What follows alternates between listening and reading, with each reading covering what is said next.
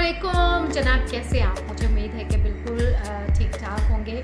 आज मैंने बड़ी वो गुच्ची की वो पहनी हुई है दोबारा से jacket. This is my one of my favourite dress, one of my favourite brand and favourite jacket as well. तो आज मैंने गुच्ची की जो जैकेट पहनी है उसकी रीज़न ये है कि मैंने बड़ा ही गुच्ची किस्म का एक गुच्ची किस्म का आज मैंने चीज़ बनाई है। और चीज़ क्या है, बिल्कुल जब आप भी इसको इस्तेमाल करेंगे तो आपकी स्किन भी कहेगी गुच्ची। तो इसका नाम ही मैंने इसका नाम ही मैंने अर्के गुलाब है, ये रोज़ वाटर है, इसका नाम ही मैंने गुच्ची वाटर रखा हुआ है। गुच्ची क्यों रखा है? तो जब आप इस रोज़ वाटर को खुद बनाएंगे, इस्तेमाल करेंगे तो फिर आपको पता चल जाएगा कि इसको मैं गुच्ची क्यों बुला रही हूँ। ठीक है, तो ये जनाब रोज़ वाटर है। रोज़ वाटर अगर आप खालिस लेते हैं तो ये इतनी सी शीशी आपको 1500 में से लेकर 2000 तक मिलेगी। इससे ज़्यादा की भी हो सकती है। आप किसी महंगे ब्रांड की ओरिजिनल जो रोज़ वाटर है उसके प्राइस पूछिएगा, उसके बाद वो प्राइस जो घर में जब आप इसको तैयार करेंगे तो उसके साथ आप मिलाइएगा तो माइनस कितने माइनस आप करेंगे आप खुद हैरान रह जाएंगे। रोज़ वाटर हमारी स्किन के लिए बहुत अच्छा होता है। ये मेरे पुराना था, उसमें मैंने थोड़ा सा जो नया बनाया मैंने उसी में ऐड कर दिया है। 6 महीने पुराना था लेकिन डजंट मैटर, काम कर रहा है तो जनाब काम करने दीजिए।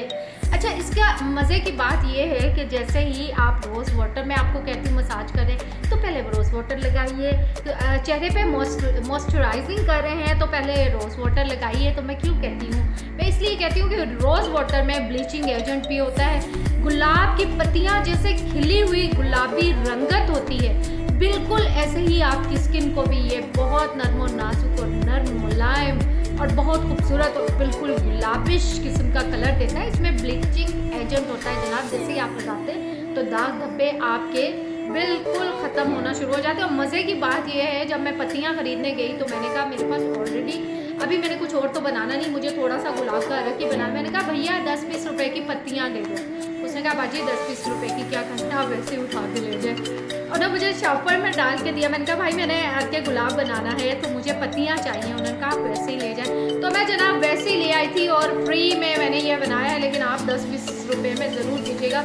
हर किसी को मुफ्त में चीज़ नहीं मिलती। हाथों पे भी इसको मैं लगा रही हूँ और ये देखिए, अच्छा लगाते साथ ही इसकी इतनी खूबसूरत इसकी एक लुक आ जाती है। बहरहाल आपका टाइम वेस्ट नहीं करूँगी। इसमें संदलवुड भी है, आप वीडियो एंड तक देखिए। जी, मैं एक और अहम चीज़ भूल गई थी कि इसमें मैंने संदलवुड भी डाला है। और संदलवुड के क्या करिश्माती किस्म के इसमें वो होते हैं, कमालात होते हैं करिश्माती किस्म के।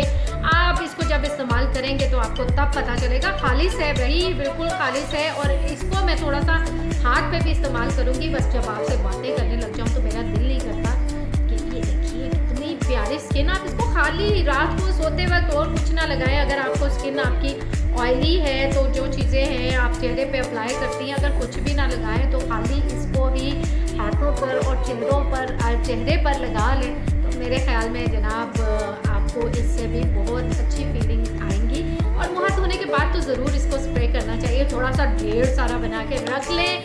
नर्जिस ब्यूटी का एक बहुत बड़ा सीक्रेट आपके पास इस वक्त मौजूद है, संदलवुड एंड रोज़ वाटर। अच्छा, एक और बात, आप खाली उसका भी बना सकती हैं। अगर आपको खालिस उसका गुलाब की पत्तियों का चाहिए तो आप उसका भी बना सकते हैं। वीडियो को एंड तक देखिए और बहुत से लाइक कमेंट कीजिए तो मैं आपको बहुत बड़ा सा दिल दूँगी।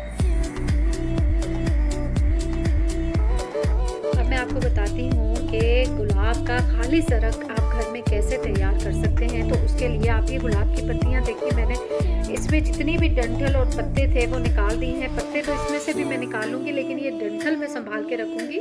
इसको मैं अपनी किसी रेसिपी में यूज़ करूँगी तो आप भी इनको फेंकिएगा नहीं। और ये जो गुलाब की पत्तियाँ हैं खालिस और बिल्कुल तरोताज़ा हैं और इतनी प्यारी इनमें से खुशबू आ रही है। आपने इनको एक बाउल में डाल देना है, एक देगची में डाल देना है। उसके बाद आप अगर चाहें तो इसको खालिस आप निकाल सकते हैं, लेकिन आप चाहते हैं कि इसकी ताकत डबल हो जाए, ये ज़्यादा ताकतवर और ज़्यादा चेहरे की निखार के लिए ज़्यादा एक्टिवेट हो जाए, तो आप इसमें 1 चम्मच सैंडलवुड पाउडर ये आपने इसमें डालना है। ये मैंने इसमें डाल दिया है। उसके बाद आपने इसमें 1 गिलास पानी, बल्कि 1.5 गिलास आप पानी डालें।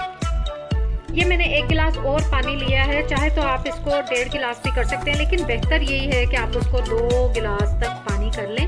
और उसके